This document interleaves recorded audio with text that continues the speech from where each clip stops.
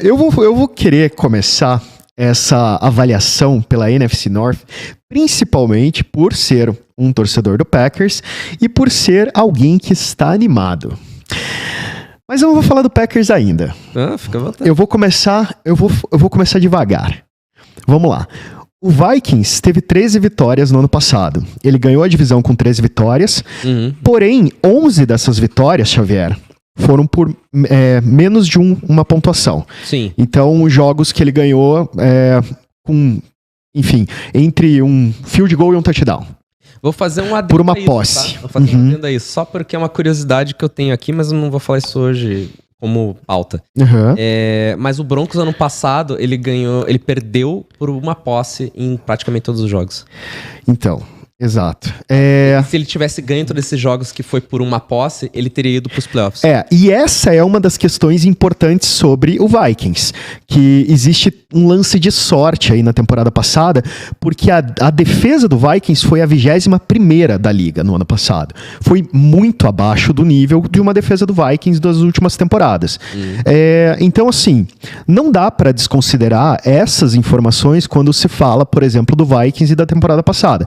Tanto que em todas as nossas análises eu falei muitas vezes que a campanha do Vikings estava muito acima do nível do time e que nos playoffs ele não seria relevante. E foi exatamente o que aconteceu.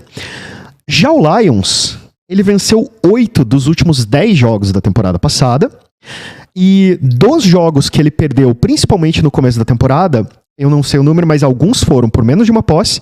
E alguns jogos que ele perdeu aí dentro de uma posse de bola, a gente tá falando aí de jogos importantes, como Bills e Eagles, em que ele pontuou muito, jogou bem. E foi o quinto melhor ataque da liga no ano passado, o Lions. Ataque, Bills e Eagles são defesas respeitáveis, né? Defesas respeitáveis, times de playoffs. Ambos tabela de cima da liga. Exatamente. Então, assim, mesmo pegando os números ali do ano passado e comparando, por exemplo, Lions e Vikings, se você tirasse o fator sorte do Vikings e emprestasse um pouquinho pro Lions, são times que teriam aí a possibilidade nesse ano de inverter de posição. Então, assim, o que eu acho? Que o Lions será melhor e o Vikings será pior. Agora, não necessariamente eu estou falando da primeira e da segunda posição da NFC North. Por quê? Lá vem o palpite de crossfiteiro aí, vai. Crossfiteiro que acredita que o limite não existe. Quando eu falei... Cara, gente, isso é foda. Quando eu falei a primeira vez que o Packers teria uma temporada melhor com o Jordan Love do que ele teve o ano passado com o Rodgers, eu estava sendo modesto. Modesto. Nossa. Por quê? Porque a temporada do ano passado do Packers foi ruim. Certo. Porém, eu falei isso, eu estava me baseando em algumas notícias que eu estava lendo, principalmente sobre o Jordan Love, e alguns depoimentos e atletas e a forma como o Green Bay Packers estava se comportando no training camp antes da preseason. Passado a preseason, você pode ver todos os analistas colocando o Green Bay Packers numa trend de que o time vai estar bem esse ano e que o time tem uma boa estrutura para estar bem esse ano.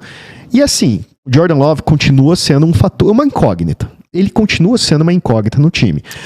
Porém, aí vem aquilo que eu estava falando para você sobre os seus comentários do começo do programa. Você tem uma das melhores, se não a melhor OL da liga. Você tem o Bakhtiari voltando saudável. Você tem o top Jenkins. 10 da liga. Não é o melhor, mas eu colocaria pelo menos top 5 a OL do Packers. Pode ser, veremos. Pelo menos top 5. Você tem um backfield que é muito confiável, muito consistente. Você tem bons receivers jovens.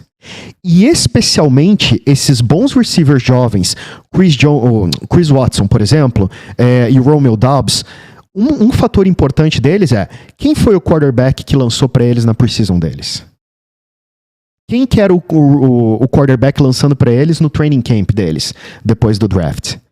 Sempre foi o Jordan Love.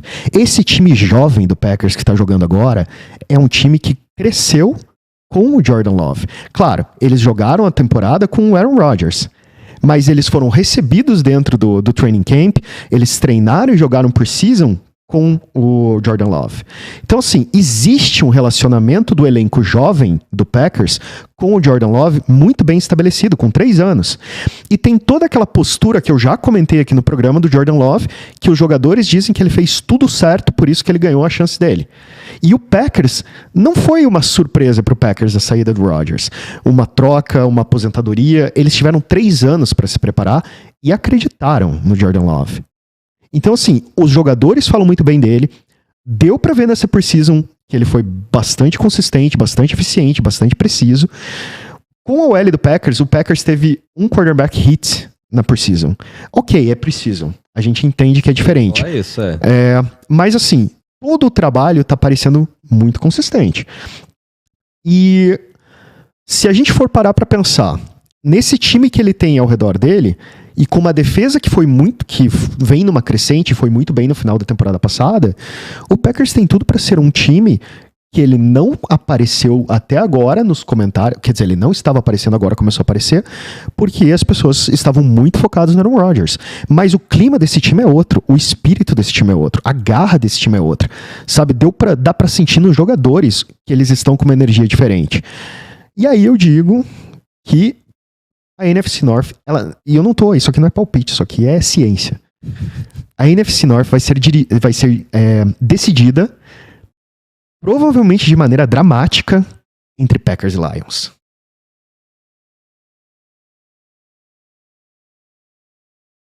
E é isso.